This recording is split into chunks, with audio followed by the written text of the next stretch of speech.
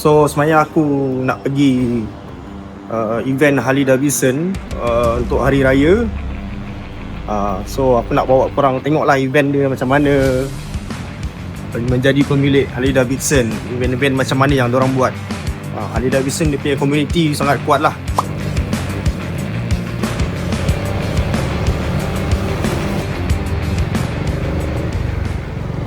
Isi minyak ya, full tank X-Max RM25.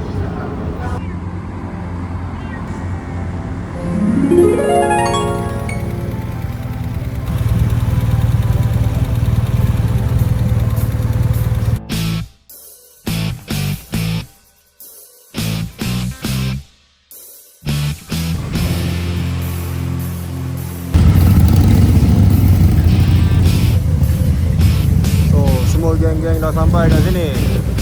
Oh, tu dia bus dia. Yeah, satu orang kat the house. Motor aku.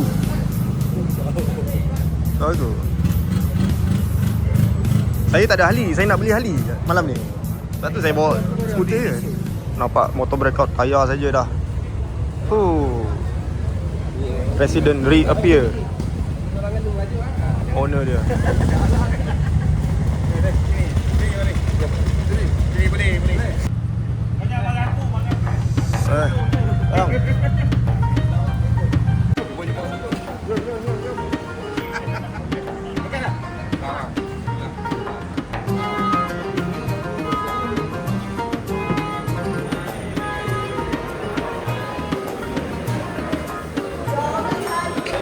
Nak register kat mana? Oh tak payah. Awak pemilik Harley Davidson ya? Oh nak sign dah. Bakal mesin semua ada. Slip gaji. Sambil loan terus Slip gaji kena ada lah. Tapi tak cukup 3 bulan je baru masuk kerja.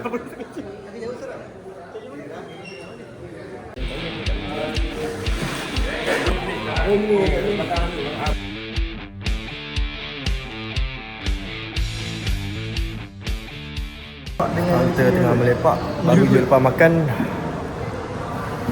Ni Harley Davidson. Jepin. Agak banyak barang-barang menarik lah. Tapi duitnya tak ada, nak beli barang menarik itu tak ada. Semua harga ribu punya. Tapi harga 9.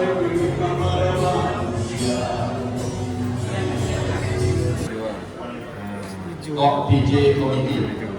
Tengok QR dia. Yeah. Ni Empin try helmet. Yeah. Ni Mason ni? Mason, betul. Bandung. Oh tebal sikit. Smart. Keding ni?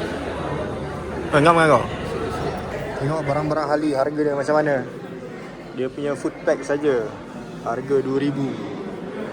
Tempat pijak kaki ni harga RM2,000. Memang padu guys.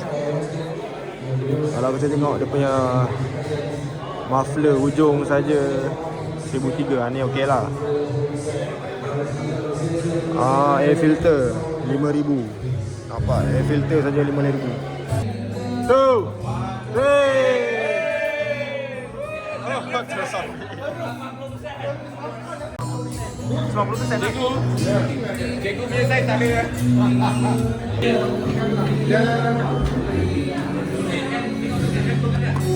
Shopping. Oh ada padding Oh ada padding sekali.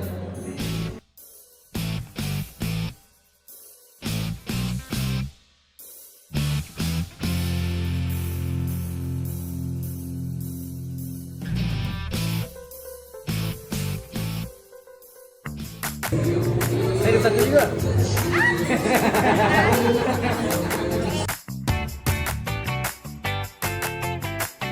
All the partnerships, yeah. For international, yeah. Yalah. Okey.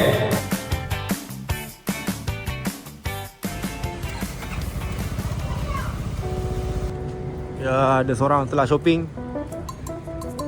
Ni dia yang berjaya shopping. Rezeki ni malam. Oh tengok dalam dia apa? Oh ni RM1,000 punya harga ni. Oi.